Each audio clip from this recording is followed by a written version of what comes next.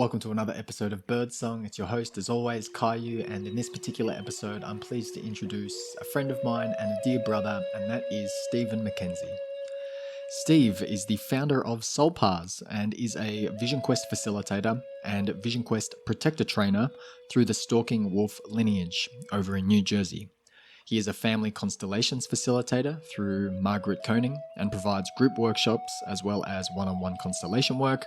He is an Ontological Coach through the Newfield Institute and provides personal nature-based mentoring. He conducts sweat lodges and Ancestor circles at a variety of gatherings and venues, including his base at Kupidabin Wilderness, which is near Samford, Queensland, Australia.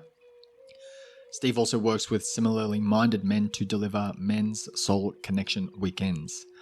He understands the relevance and place for ceremony and ritual, connection with nature, living our life purpose, earth spirituality, shamanism, sacredness, consciousness, working with ancestors, elderhood, ancient wisdom, and inner transformation.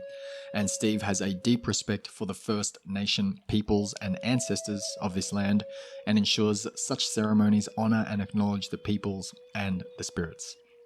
So this was a really great conversation for me to have. I loved sitting down with Steve and learning a little bit more about some of the ins and outs of his journey. We touch on some of the themes such as living in a yurt, vision questing, honoring the ancestors, nature connection, and all those other good themes and topics that we love to explore in this creative endeavor, which is birdsong. I think I'll leave it at that for this introduction. Let's get straight into it. And I trust that you're going to find value in this conversation between Steve and I to carry with you on your own path forward. It's funny, one of my community members who came up here for a circle last week, she gifted me a big block of the ceremonial grade cacao. And I've been exploring the different dosages. And this morning I had a reasonably large dose, larger than I actually was intending to have. So I'm feeling those very strong pulsations of energy flowing through me right now. But I must say that Bahamas background certainly makes me, I can feel it calming my nervous system. It's great. Yeah, look, I think my focus is mainly on Vision Quest. Yeah. But I just want to acknowledge there's so many paths to remembering who we are. Yeah. And to me, that's the common link between all the work I do is just helping people remember that they're a powerful soul and they're here to be in service, and we're just on a journey to remember what that is. And it might be just being a better parent for some people, or it might be holding space for groups, or it might be just, being down at an orange sky van or something. Yeah, well, let's dive into it. Let's open up the actual podcast conversation then, Steve, and maybe we'll do that along the same theme that I always take, which is dipping our toes into the waterways of the sacred. And you have been around on this planet for a fair few number of years, longer than I have. I think that's safe to say. Judging by the colour of my hair. Yeah, sure. I like to say that's because I've got 5 kids. Oh, yeah. Well, I've only got the one, so maybe I'll start to see a few grey hairs in good time. Yeah. Well, they're not a bad thing. Well, you've got an interesting background, and when you sent me those discussion points, I was quite surprised to read a few of those. I didn't realize that you actually had 5 kids yourself, but I also didn't know that you had that government-based career for, what was it, well over 3 decades. Yeah. But aside from that, it's kind of two ends of the spectrum, at least it seems that way, working in this government-based career, but then you've traveled horseback across Mongolia, you've got the background in the shamanic training and the vision questing and the various aspects of men's work and other healing modalities and transformational work. So the question here for you, Steve, is what does it mean for you to honor or remember the sacred in everyday life, and how has your relationship to the sacred evolved over this time, from, let's say, earlier childhood years and then having the government career and then transitioning more into a lot of the healing and shamanic style work that you offer? Yeah. Look, I must say that things really accelerated for me after I did my first vision quest, because I had quite a profound experience with a cricket. And I like to tell people that that little cricket changed my life, because it, in an instant, I recognised that nature had an intelligence far beyond what I had any idea of up until that point. I knew straight away that there was some form of communication between that cricket there and one of its similar species 5 hours drive away that I'd encountered a week before. And it changed my whole way that I view nature. And most people that know me now know that I deeply love nature, and I'm constantly have my awareness around how we're connected with everything. And the birds that sing every day and visit us every day often are more than just birds singing or showing us their colours. They're imparting something deeper to us, if only we have eyes to see and ears to hear. And that experience of the cricket changed all that for me. I think I had an interest in spirituality very early in my life, and I searched mainly through Christianity for several years when I was about 19 through after that. And if only I had known about nature-based stuff then, it would have been quite different. But I'm grateful for the journey and for finally making it in my early 50s to that point. The government career, it just showed me what I didn't want. But I'm also grateful for that, because I received a lot of good training around how to be with humans and how to work with humans, and I learned so much about how to hold space from what not to do from bad managers, as well as some really good ones. So I'd like to think that my experience has really helped me to get me to where I am today. Yeah, and that's a great point that you bring up, because I have certainly been in experiences in the past where I've held job positions and people are perhaps still working in jobs, and I had failed to reorient my perspective to be able to find the lessons or the teaching or the medicine in being in situations that didn't feel particularly aligned to heart and soul and spirit. And now reflecting back on that, I can see that part of the big medicine is recognizing the life that I didn't want to have, and recognizing the qualities and the traits in leaders or supervisors that I did not want to take on myself, and I didn't want to develop relationships with other people or with life in the same way. Yeah. So somewhere along the way then, and I suspect that this was after the first vision quest, you built a yurt. And you lived in there for 3 years. I would love to hear some more of your reflections on living in a yurt and what it actually was that inspired this. Yeah, well, what inspired it originally was that trip to Mongolia, that 11-day horse trek through the Altai Mountains. And I remember quite clearly on the second morning we were just riding down through a valley and coming across a family of yurts and being welcomed inside around the fire and having food spread out before us, mare's milk and cheese and bread and butter, all from within the radius of their community, and the little kids would come in, and the parents were so welcoming, and the grandparents had their own yurts, and the kids would sleep in the grandparents' yurt. It was such a, we'd be riding through the middle of nowhere, like miles from anywhere, and you come across like a 7-year-old kid on a horse looking after 30 goats. Amazing. Staggering and quite impactful. So I really loved the feel of being in that round container that of sacred geometry. So that was the seed. And you're right about the quest. One of my questions was, should I leave that career during that quest? And I definitely got a clear yes.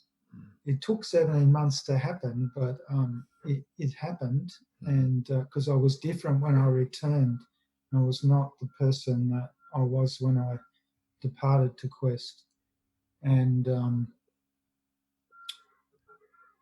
so all of a sudden I'm making a decision to leave, a secure job with good pay and good benefits, and the superannuation benefits and so forth, and the conditions. And so I really wanted to live simply and not have to rely on finding rent every week. And I got quite a good payout, so I was able to order this yurt from Colorado. And I was just fortunate. I wanted to construct it on the Sunshine Coast, but things didn't work out with the council requirements. So the day I decided not to, I went for a drive down to a property at Mount Samson where I had I'd made a medicine drum one time, and I really connected with the lady there, the owner. And I walked into the shop there that day, and she was telling me how her husband was getting too old to caretake the property. They've got a property there that they use for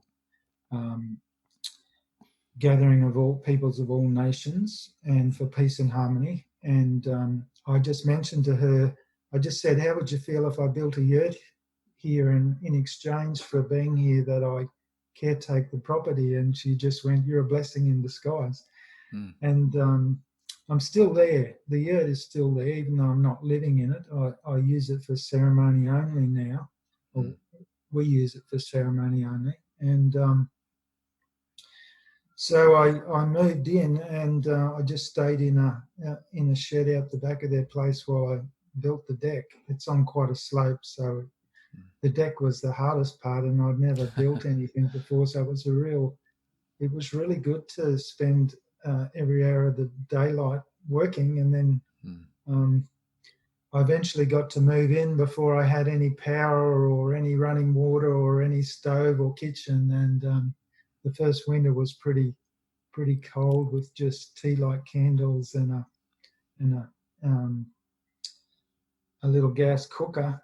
But eventually I just added all those things. I got solar power on and connected the water up myself, and got a tank, and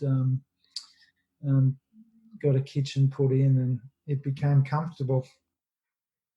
But the thing that really was the blessing was that I was able to live up in the trees in nature every day, and observe the cycles of nature and the way the birds come through.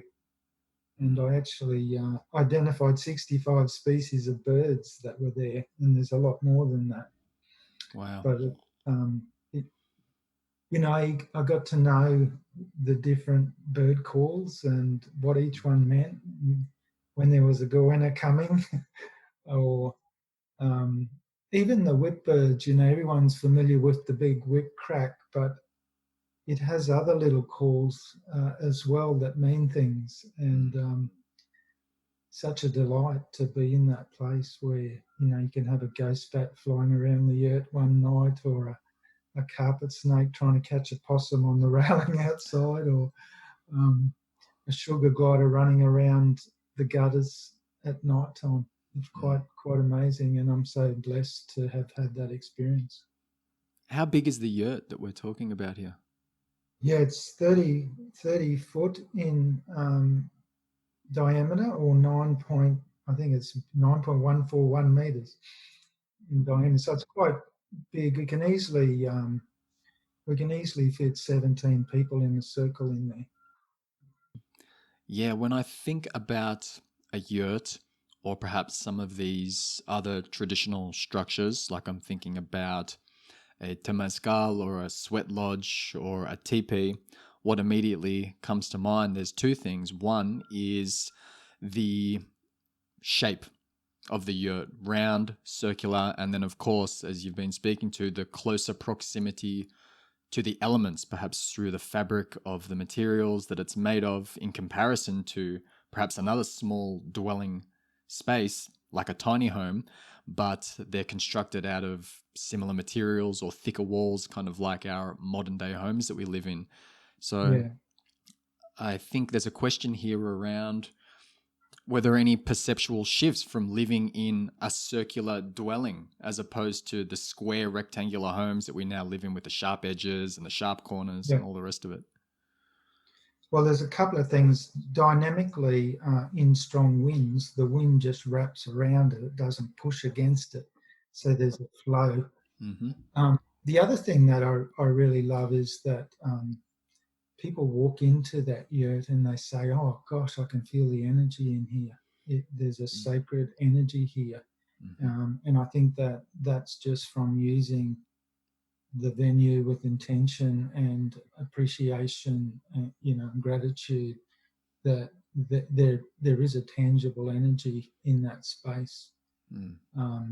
As well as that, it's got a perspex dome, so when you're in there during a full moon, there's a round reflection on the floor moving around, and sometimes it actually sits right over someone in a ceremony. Wow. They're in the spotlight in the dark. It's had some powerful effects on people. And I used to lie in bed at night time and look at the moon. It's quite amazing. And you're right about the material. Recently, we had a ceremony there, and there was a cricket that was in between the fabric of the walls, and it was really loud. And it was a cricket that I'd never heard before, but the sound was so sweet. It was really impacting people in the space. Yeah, I have a tangible knowing of the impact that not only circular structures, but also being so close to the elements within an inside space, having held circles and meditations in the bell tent at the moment, and also the teepee in the past. There's something that speaks so deeply to me on a bone level that it's hard for me to put words to when I'm just trying to think about it off the top of my head. But it's maybe a longing as well to spend more time within those spaces, and maybe to get to a stage where I'm not within the confines of the square structured home with the sharp edges and corners that I mentioned, and being a lot closer to the elements. But at this point in time in life, it's a little bit tricky, as you might imagine, with the 2.5-year-old and just the situations that we flow in and out of. But perhaps that's something on the horizon for me. But before we get into the questing, because I certainly want to hear more about the cricket, I'd love to jump back to Mongolia. What inspired the Mongolia trip? And this is something that I would love to do myself. I would love to head over there. And through a DNA test that I've done, I have a little bit of Mongolian blood. So that has, I've felt a call to go there for many, many years, but after seeing it, I guess, on paper, it sparks something, a flame inside myself even deeper to get over there one day. So I'd love to hear more about it. Yeah, look, I was in a relationship at the time, and she had a friend who had been there the year before with a guide and his dad.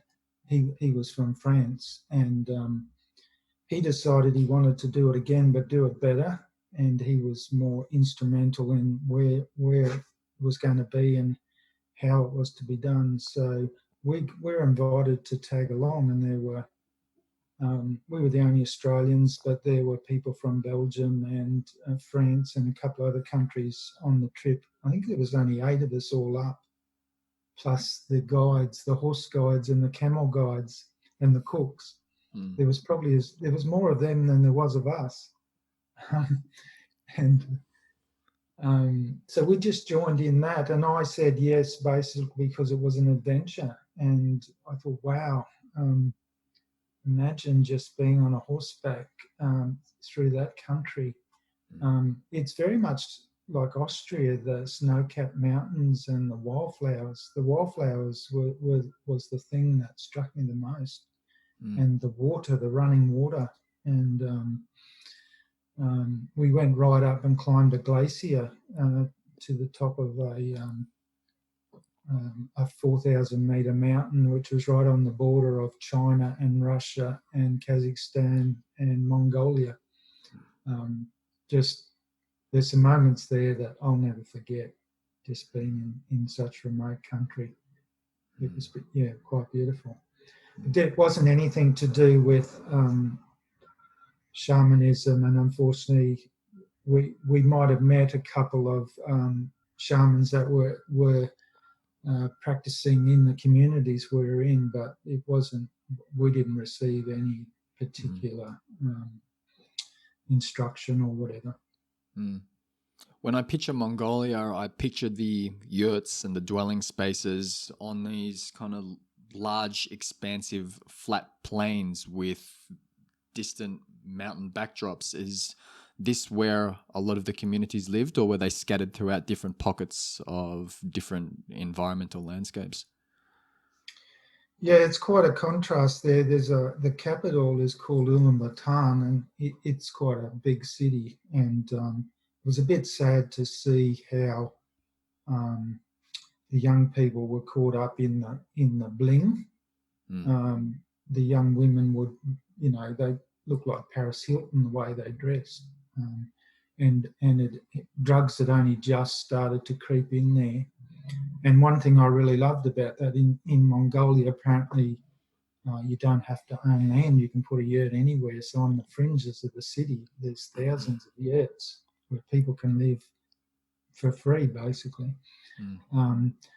But getting out into the country, most people are out there, and they move twice a year. So in the summer, they're down where the grass is, where like what you described, even though where we were it was more like valleys. And in the winter they move up into the mountains where they're sheltered from the wind, and they have more permanent structures. That they actually put the goats and the sheep into corrals that are made of stone and wood. And they can pack up quite quickly and make that move. Okay, well, let's transition off a little bit. Let's start talking about this line of work that you're so deeply involved in and have been for quite a few years, which is the quest. So maybe a good starting point to jump off from might be to hear a little bit more about your first quest and the encounter with the cricket, and perhaps what brought you to it. And then we can start to move on to how it paved the path for you to become a facilitator yourself, and then go on to train and teach others how to become facilitators. Yeah. Look, everyone's drawn to quests for a different reason, but I think in the culture that we exist in, often it comes with being cracked open at some point, and I believe that I was cracked open at about that age of 52. And I had been reading a book by Bill Plotkin called Soulcraft, and it certainly inspired me to, with him sharing his experiences, it certainly inspired me to want to quest. And things just aligned, and I actually bumped into someone at a coaching workshop, and she was talking about the hero's journey, Joseph Campbell's Hero's Journey in a way that really spoke to my heart. And I felt the call then. And the Hero's Journey actually talks about the call, and it's the centerpiece of every great movie and every great fairy tale. Really, it's about the hero's journey, and there's a call to adventure at the start, and I certainly felt that call. And once that call was in me, I could just not answer. I couldn't not answer it. So this person that was talking about the quest was Rain, who we began co-facilitating with. We both went to America that year that I did my quest to receive the Stalking Wolf training, even though Rain had been doing quests in some form for 10 years or so. And I bumped into her, and she had invited me to the next quest, which was the following March. And I wasn't sure about it, and then the day that she phoned to ask whether I was going to commit, my reception wasn't good, so I walked outside to get better reception. And as I stepped off the steps onto the grass, this black and white feather just spiraled down in front of me and landed at my feet in a way that I had never experienced a feather falling out of the sky. So I said to her, "I guess I'm coming." And that feather went on the quest staff, which was burned and buried and planted in the land after the quest. So yeah, that's how I came to quest. Tell us a little bit about your experience questing, and maybe you can share how many times you've quested throughout your time, and maybe some of the perhaps ordinary or profound experiences that you've come across, or maybe just paint a little bit of a picture for the listeners and viewers who aren't too familiar with the whole process of questing and your experience with it. Yeah, so the quest event or the quest ceremony is an 8-day event with 4 days in the middle. So there's 2 days preparation, and then there's 4 days where the questers go out, and then there's 2 days integration at the end. So when we go out, there might be, say, 12 people in an area of 300 metres by a kilometre, for example, so that they're spread apart, maybe 100 metres apart, but they can't see each other. And for 4 days, they won't see anyone or any man-made thing. And we ask that they keep the noise to a minimum as well. So it's a space in nature where you're on your own. However, you know that there are other people doing the same thing at the same time, and that doesn't have to be how it's done. I've done them on my own, for example. And in that 4 days, we're just sitting in a 3-metre circle in nature, and all our gear is hidden behind a tree during the day. We just pull it out at night if to sleep on a sleeping mat and have blankets and so forth. And there's no food; it's just water for 4 days. So generally, we're sitting up against a tree in that 3-metre circle, avoiding distractions, because the beauty and the simplicity of the quest is just to remove all distractions. And our life generally is designed so that it's full of distractions, which, we've got emails, we've got phone, we've got TV, we've got family commitments, we've got a job, we've got recreation, and all these things are distracting us from ourselves and going within. And when all that's removed, when you haven't got anything to read or write, then there's only one place to go, and that's inside ourselves, and to meet ourselves. And so often people are meeting themselves for the first time in their life, and it's quite profound. And nature's what happens there with nature is we eventually we slow down to the rhythms of nature, or approach the slowness of the rhythms of nature. And then we start observing the little things. And I say the little things because, you know, the North American, Native American shamanic sort of way it's presented, I don't think this is how it is, but it's often presented about the big things like the eagle and the buffalo and those sort of animals. But I really believe there's more power in the little things, because they're the things we don't normally notice. And when we slow down, we see the magic of the ant or the mosquito or the march fly or the cricket or the tiny fairy wren, or the ticks that are trying to crawl over us, you know. There's power in the little things. Because we don't normally see them. And I remember particularly on my first quest, there were two things that were profound in their impact on me. The first was the sound of leaves falling beside me. It did something to my heart that nothing else ever has. And there was a moment on the fourth day where there was a really slight breeze and a little whirlwind in front of me, and there was a bit of a fibre from a flower just going around in front of me that I would normally never notice, but it had me encapsulated for a half an hour or so. You know, it's probably only 5 minutes, but it felt like half an hour. Yeah, and the time, it's 96 hours. Sometimes an hour can feel like a day there, and the boredom can be excruciating at times. And that first time that you were out there, can you recall going through these periods of trying to distract yourself in various ways? There's a part of the info we give people before they go out about the obstacles of questing, and one of them is called distractions.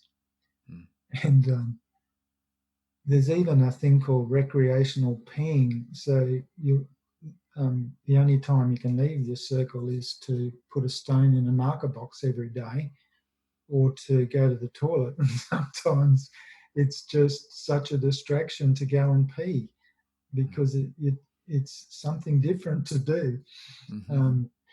But yes, we can distract ourselves in so many ways.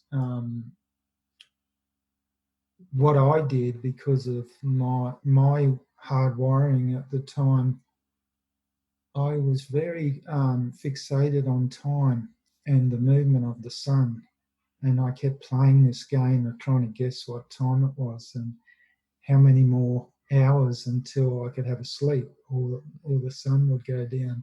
So I'd be dissecting the sky, and it didn't occur to me for another 5 years that was like a microcosm of how I lived my life, very much time bound and very much dictated to by the clock, and even the connection with wanting to please people all the time by being punctual and all those things. You know, it's so profound when it's looked at from that perspective. And then what was it about the cricket, mate, that opened you up in such a way? Well, look, one of the things that is quite common amongst first-time questers is the fear of the unknown. You know, what's going to happen at night when I'm in my swag and the snakes are going to get into bed with me, or there's a critter there that's going to come and nibble on my ear or whatever.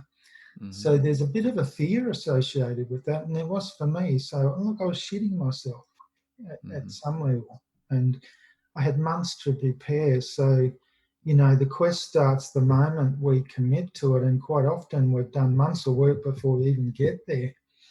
And so about a week before the quest, I wanted to really get some resolution within myself. So I did a plant medicine ceremony, and I remember being in this temple, and it's high up in the trees, and the facilitators were playing the crystal bowls that they often do quite loudly.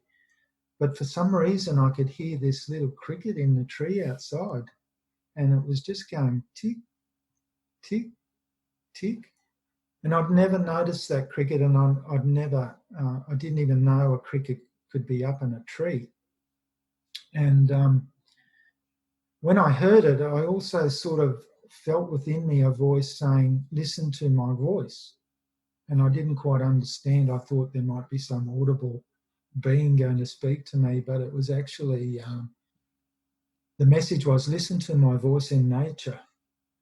That was my message to go into the quest with. And I sort of forgot about that. And then a week later, I'd done the 2 days, and I'd gone out early in the morning at first light.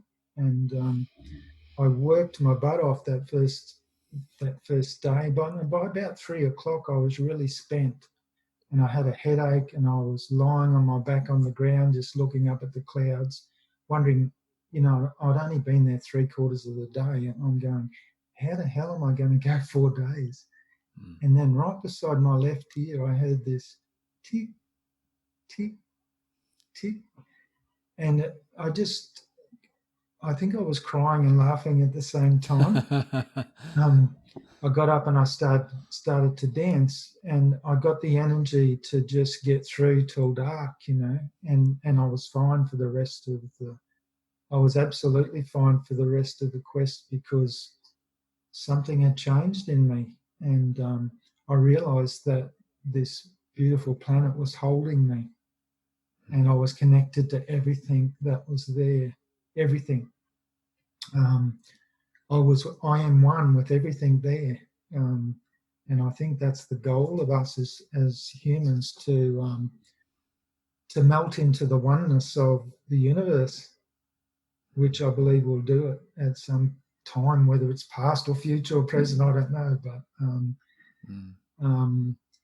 the love that nature had for me just came through so much, and I thought, does nature love me that much that it would do that for me? And that's what I believed, and I still believe that, and I believe that's available to everyone. So yeah, I love to get people to come to Quest to experience that. Often people would say, gosh, I've never looked into the eyes of a fly before and seen its beauty. Or see what ants do every day. Or to be able to hear the different sounds that I would normally never notice. Sometimes people can actually feel the vibration of the earth. It's very impactful. Yeah, and I mean, you're only talking about the physical manifestation of nature beings that we may come across when we spend time out on the land and we slow down and our awareness starts to expand beyond this kind of distraction state. But of course, there are all of the spiritual energies and the spirit beings that come into play. And I'm sure you've had your fair share of experiences there. And I'm sure you've facilitated many people going out onto the land who come back with their stories of connecting with spirit beings of all kinds. Yeah, and look, I do want to spend some time acknowledging the original peoples of this country and their ancestral spirits that are so supportive of this type of work. It doesn't matter what type of ceremony I'm involved with, I always acknowledge them and always feel their presence and always feel their support and their curiosity.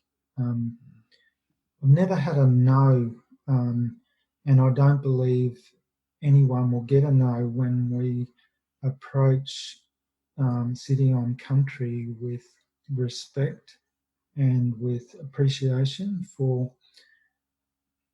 the beautiful example that the Aboriginal people have set us by caring for this, keeping this country in such a pristine state for 90, 100,000 years, through their wisdom of what they know and what they've learned and what they can share. And just encourage anyone who wants to do any work on country to connect with those ancestral spirits first, or the existing elders or whatever. Such an important element of this work. Yeah. And Yes, I was absolutely. going to say earlier on, when you were talking about what it's like to live in the Yurt, I could really appreciate how connected the Aboriginal people were to the land, because they slept on the land and they did ceremony on the land, and as we know, they spend probably 3/4 of their life in unconscious spaces or the unconscious realms, doing ceremony and just being connected with the land. Yes, absolutely. And I mean, you mentioned earlier that everyone is going to have their own individual intentions and reasons for being called to quest. So, but even within those individual intentions, I guess, coming back to Bill Plotkin and his book Soulcraft, which you mentioned earlier, it seems like there is this overarching theme of why we perhaps get called to spend some time out on the land. And this might fall into not only the hero's journey, but then this journey of the soul. And then Bill Plotkin's eco-soul-centric model of development, which I know that you know about, and you have pointed me in the direction of looking into this more. And I found it quite fascinating indeed to note these different stages of development that we go through, or perhaps that we don't go through, as we become initiated into different aspects of life. So would you be kind enough to share some of your knowledge on this eco-soul-centric model that Plotkin has? Yeah, I'd love to. I was fortunate enough, my partner Julie and I were fortunate enough to go to the Blue Mountains and spend 5 or 6 days with Bill. And the topic was the soul-centric model, which is opposite to the egocentric model, which I grew up with. And basically it has 4 main stages, starting in the east with birth and childhood, and then each quadrant is a transition point or an initiation. So there's an initiation at puberty into adolescence, and then there's an initiation called soul initiation into adulthood, and then there's another initiation into elderhood that he calls crowning or croning. And he then breaks that down into 8 substages, with an archetypal name for each one. Some of them, I've actually got a sheet here. Yeah, please. Some of them are the innocent in the nest is the first one, and that's just helping us to understand how critical that first stage from about 0 to 4 years is, where our children are like an innocent in the nest, and they rely on everything to survive. And I remember using this model for a men's journey I did one time, and each stage was explained, and then there was a process at the end of like reclaiming our innocence. If we'd lost our innocence, every day is an opportunity to reclaim what's important. So these guys reclaimed the innocence of their 4-year-old. We're not meant to lose our innocence. innocence is not lost through experience. So to be introduced to that is a beautiful thing. So each of these stages has its own special quality and gift. And I really love the last two stages that talk about elderhood, because it's such an important role in society that all Indigenous cultures knew about and we've lost. What happens in the egocentric model is we retire. What a horrible word, to retire someone when they're at their most useful. To be honest, elderhood, that age, with all that wisdom, they're at their most useful because they can guide the young people. And what an elder often does is can sit and play with a child for hours and not get bored, because there's nothing more important to do, right? Um, um, I've got a beautiful brother who just was co-facilitating at a men's weekend we only did last weekend. He's 73, I think he is now, and he's really in his elderhood. And it's nothing to find him just sitting transfixed by a sunset for a half an hour with nothing more important to do than to gaze at that transition time and to be in the moment. So each one of these stages is explained in detail in Bill's book, Nature and the Human Soul. And there's so much wisdom in it. And I'm really looking forward to elderhood. Yes, in the past I have used the word elder in referring to yourself, Steve, and you've corrected me and said to go look up Plotkin's soul-centric model, because I'm not quite there yet. Yeah. So if you've got if you have the sheet there in front of you, or if you know any of the other stages off the top of your head, I'd love for you to give us a quick run through of these 8 different points that we may go through or transition through over the course of our lives. Yeah, so there's the innocent in the nest, and that's the task of that is the ego formation and the care of innocence. Then the second stage is the explorer in the garden, and that's the task is discovering the natural world and learning cultural ways. Then we move into adolescence, and the first stage is stage 3 is the thespian at the oasis. The thespian is the actor, because young teenagers often have to act to get on in the world, and the task is creating a secure and authentic social self. And then the last stage of adolescence is the wanderer in the cocoon, and the task is leaving home and exploring the mysteries. Then we transition into adulthood, and the 2 stages are the apprentice at the wellspring, and that's learning delivery systems for embodying soul and culture. And I've spent a lot of time doing that in the last 10 years or so. And then the next stage is the artisan in the wild orchard, and the task is manifesting innovative delivery systems for soul work. And I'm feeling in myself a transition now to look at different systems to deliver what I do around soul work. And one of those systems might be using this forum of Zoom more to make it easier for people to attend events where this sort of knowledge can be shared. And then there's the 2 stages of elderhood, which are the master in the grove of elders, and the task is caring for the soul of the more than human community.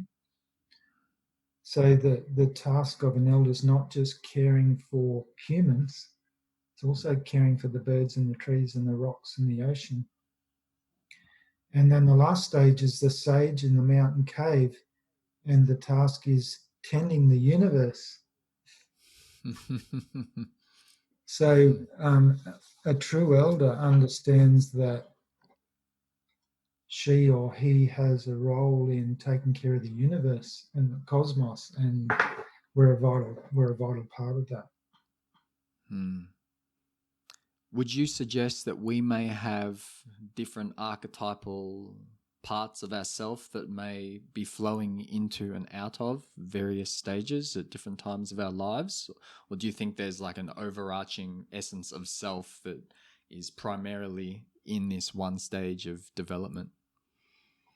Look, firstly, I believe everyone has a unique gift, and we've got a unique thing to bring to the world. And I say to people often, if you don't bring it, I'm going to miss out. I'm going to miss out on your gift. There's so many gifts out there that we're missing out on because people are caught up in the matrix or in the illusion of having to be successful and attain a new car or get that house and then be able to retire comfortably. I'm just finding more and more these days that people are saying, I'm really getting uncomfortable with my comfort, because they're reaching a stage in their life that they're seeing past the illusion and they're wanting to live their truth. And in order to live their truth, they want to be out on the edge, because that's where the fruit is, out on the outer branches. And when you're sitting on the outer branches, the branch could snap and you could fall. But grace will catch us. I talk a lot about grace these days because it's not spoken about much. We're taught that we want to control life and have things planned. Grace does the opposite. Grace just comes and takes care of us when we're most in need. And it's not something that we can dictate when or how it comes, but it does come. I've just forgotten the second part of your question. Well, I was primarily asking whether you think there's a primary aspect of self that goes through these stages, or there are... Yeah, I do believe that different archetypes will resonate with us at different times of our life. And this model of Bill's certainly reinforces that. And he does speak about the different archetypal energies at each different stage. For example, in the East, he talks about the contradiction but complementary part of the innocent and the wise. And the archetypal energy there is the sacred fool, because young kids, little kids and old people tend not to give a shit about what people think. They're at the point where it doesn't matter. I don't care. I'm just being my authentic self, and I don't have to worry about conforming with any system. I can just, both of them can just take their clothes off and dance in the rain, and it's okay. Yeah. And then, there might be the visionary or the orphan or the warrior martyr at different points of that concentric circle as well. Sorry. Yeah, and it's also important to note that this is not a cycle that turns with the wheel of age. I mean, someone might be 50 or 60 years old and still stuck at the oasis. Absolutely. And this model is how it might traditionally work, and there might be some ages put to it, but those ages don't apply to us, because quite often, I mentioned earlier, people crack open at 50 after someone dies, or a separation, or a divorce, or loss of a job, or loss of a career. They crack open and they can see the gold within. and they don't want to lose sight of that gold. There's a bit of a story that I tell that came from that documentary called Finding Joe, and that's about Joseph Campbell. That it was a Buddhist village in Thailand many, many years ago, and there was an invading country coming, and the villagers decided they didn't want their gold Buddha looted, so they covered it with concrete and dirt and made it look like it was just stone. And when the invading country came, they saw it and didn't think twice about it and left it alone. Then many, many years later, when even the villagers themselves forgot that there was a gold Buddha there, one of the monks was praying in front of it one day, and a little bit of the concrete chipped off and fell, and he could see it was gold, and got all the other villagers to come out, and they cleaned it back to its original gold. And the moral of the story is that we're all born gold, but we get sent to school, and we're in different families, and by the time we're 7 or 8, we're forgotten we're gold, and we're conforming, and we're living the way we've been shown, and until at some point we get cracked open by whatever it is, and we get a glimpse of the gold. And once we've got a glimpse of it, we never want to return to where we were. So yeah, it's a beautiful story. Yeah, I love that story, and I've used similar analogies in the past. And plant medicines have kind of illuminated this for me, that we all have that gold inside, but as we go through life with all of the conditioning, there's a tendency to accumulate all the grime and the muck. And a large part of my plant medicine journey was cleaning away a lot of that stuff, that grit that had accumulated on the surface, so I could start to see glimmers of that gold that had always been there, but I had no idea. Yeah, and all the ancestral baggage we carry as well, Kai. Mm-hmm. Yeah. When you're talking about Plotkins, I think it was Plotkins who's maybe touched on this in his book Soulcraft or elsewhere, but it's this archetypal soul name, perhaps. I don't know what he calls it. It's this archetypal name that we kind of take on that finds resonance with the path that we're on, or the soul role that we take on in our soul offering to the world. And I think his name was Cocoon Weaver. Does that ring a bell for you? That's correct. Yeah. Okay. Yeah. So I was going to ask you if you yourself have a name or something has come to you, this archetypal soul type of name. No, I don't. Okay. All right. Yeah. But I'm very clear about what my purpose is and what my work is, and it doesn't matter what it is. It's all about helping people remember who they are, and we're pure gold. We're a powerful soul, a powerful, colourful soul, and we've got a gift to bring to this world, and that's why we're here. And when we can remember that and live it, then it brings fulfillment that nothing else can.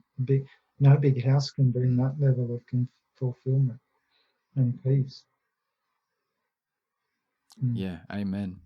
So what's it like holding the space for someone back at the camp, or perhaps you have a specific name for it, while they're out questing? And I know this is something that you had noted down that we could touch upon, and that is holding space. So what's it actually mean to hold that space back at the base camp? Yeah, look, holding space is a very important concept. You know, to me, the goal of holding space is to help people feel safe to be vulnerable, and vulnerability is our strength. It doesn't matter whether it's a vision quest or a sweat lodge or a men's weekend.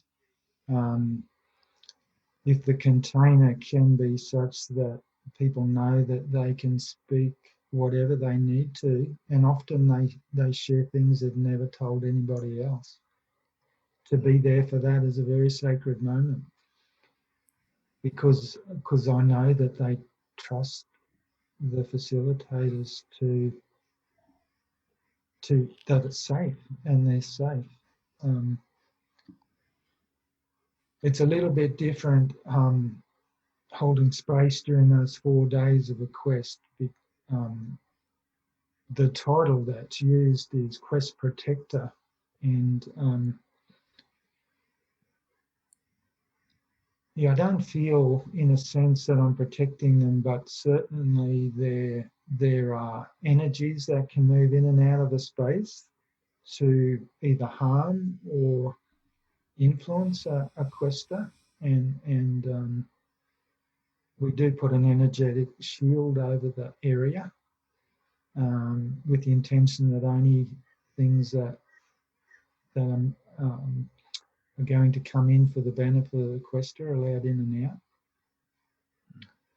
And we operate on the philosophy of concentric rings. So no matter what happens, there's an energy that sends a concentric ring away. For example, if a snake catches a bird, there's an energy that moves out from that event, and the other birds feel it.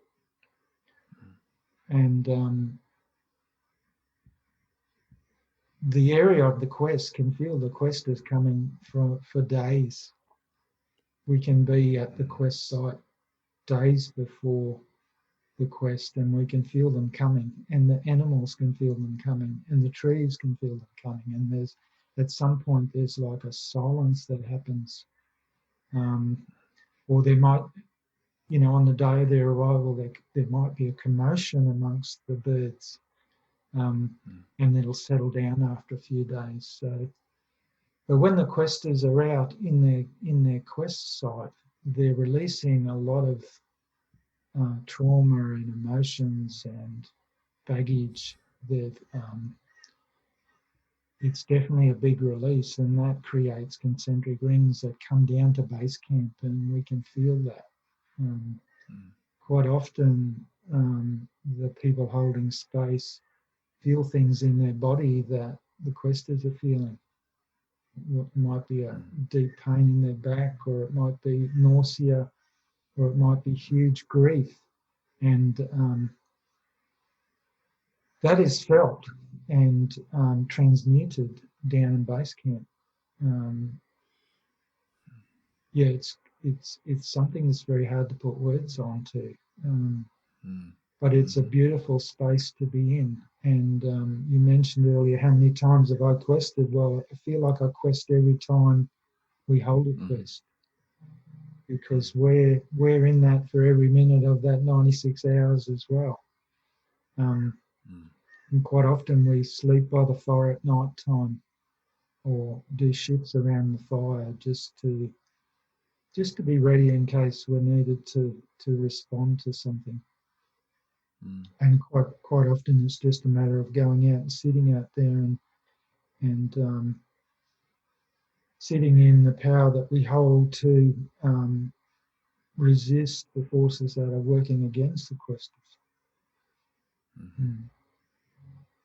And I love this idea that you touch on, the concentric circles. And some of the times for me, it's a conceptual idea, but then I am constantly trying to move back into the concentric circles being a lived, embodied experience. And the plant medicines are what perhaps first taught me about these concentric circles that we're constantly giving off. And it points back to the knowing that we cannot do anything without that energy affecting all things around us. And of course, the beings or the things, or however you want to language it, that are in closest proximity are going to be affected perhaps to a stronger degree. But those concentric circles go out and on and on and on. And musical instruments have also taught me about this, not from my days being a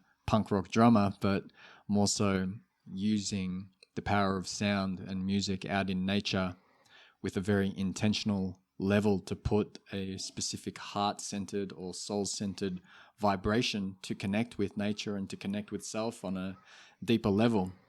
And the concentric circles idea was reinforced for me after reading John Young's book, What the Robin Knows, when he talks about moving through nature in a way that is not putting out these disruptive concentric circles, so all the birds are flying away and we don't encounter any of the wildlife, but we're moving through in a very kind of soft, tender way, so that our concentric circles of disruption are much more contained in us. So when we during the quest we walk the trail twice a day, first thing in the morning and late in the afternoon, just firstly to check whether the quester has put their stone in the marker box that tells us they're okay. And when we walk through that area, we walk in a way that's called a fox walk. So put the way a fox walks, it puts its back rear foot on the front foot, and it can run without making a sound. But the reason for that is we're not sending, and we're holding the energy into our belly buttons in a sense the whole time. So we're not sending out this concentric ring, which is going to make a bird tell the questers, oh, they're down there walking the trail. And during the quest, when we do quest protector training, a couple of the activities we do is we get the trainees to sit either side of a track 30 metres apart and wait for the birds to settle, and then send someone walking through so they can feel what it's like when someone's coming, because they notice the bird life changes. Another activity is to have someone sitting in the bush there feeling angry and having put that anger into a stone in the marker box, and just getting the trainees to walk past and see if they can tap into what emotion is in that stone. And you'd be surprised at like the success rate. It's sort of 70-80% about the energy that's left in that stone. So you're right about that we do send off concentric rings of energy.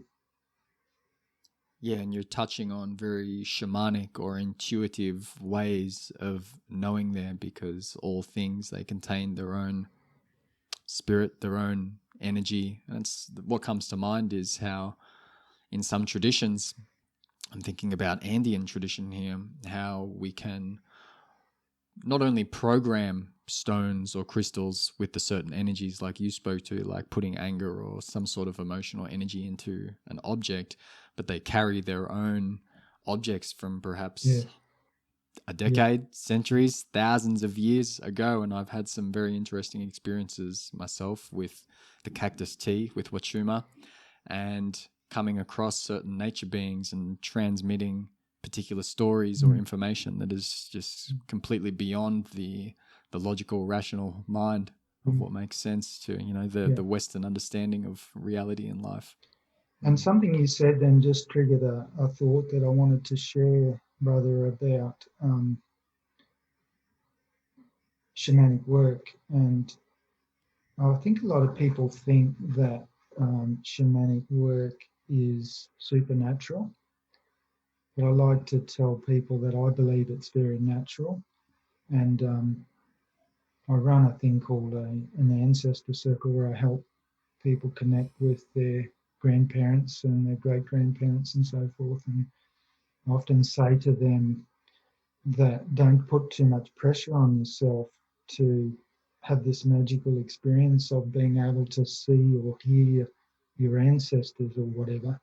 And I say, just like a woman's body can bring a soul from another dimension into this 3D world, that's a very natural process. And I believe that connecting with the spirit world is very natural too. It's not supernatural. We've all had experiences where we know that there's something speaking to us there, and it's the spirit world, and it's real. Like, why do we believe that there's any doubt about it? It's real, and everyone can experience it, and we can have a foot in both worlds. And I like to think that I can be a bridge between the two worlds, but it's just a bridge. Humans can walk over it. Yes, I hold similar views as well. And the word that comes to mind for me, Steve, is extrasensory. Yeah. And we label it as extrasensory because it's not part of the ordinary five senses that we've perhaps been conditioned into accepting as the norm, or perhaps or I guess because we have lost these sensory capabilities along the way. So anyone that does still have access to them. Because the elders aren't reminding us. Yeah, exactly. Yeah, for sure. So I'd love to be able to share how people can get in contact with you and your website details and all of that. But before we touch on that, if someone feels the call to go and quest, but they don't perhaps have access to a facilitator like yourself, what might you suggest to them? And I mean, ideally for the first time around, if you're spending multiple days out in the wilderness and you don't have a background in wilderness survival or nature skills or a recognition of what's involved on a psycho-emotional or physical or spiritual level, then it's probably not advisable to go out into the wild by oneself. But, for those that do feel the call and they're ready to venture out, what kind of preparatory steps might be suitable to ensure that as safe as time as possible is had out on the land? Yeah, look, I do recommend that the first quest is good to do in a group, and one of the reasons for that is that there's times during those 4 days then we naturally just want to give up and go home, and it's much easier to do that when you're on your own. When you know that there's 12 other people out here, it sort of spurs us on. If they can do it, then I can do it. And it's not really the goal to make sure we can survive the 4 days. It's just a recommendation that there's more juice in it if we can make the 4 days. However, we can be guided by someone to do one on our own. I know people that have tried it on their own and it hasn't been what they consider a success. I'm sure they got a lot out of it. But it is good to be guided into one, even if you're doing it on your own. And that's something that we've been exploring. I know Rain in particular loves to do that and has done it many times. I've done it. I've helped a few people do that as well. And I've got a friend who's actually currently doing a quest up in the Border Rim by himself. So there would be some guidelines we could help them with, particularly about what not to do and what to do. And it's really good to be mentored into it and mentored out of it to get maximum benefit.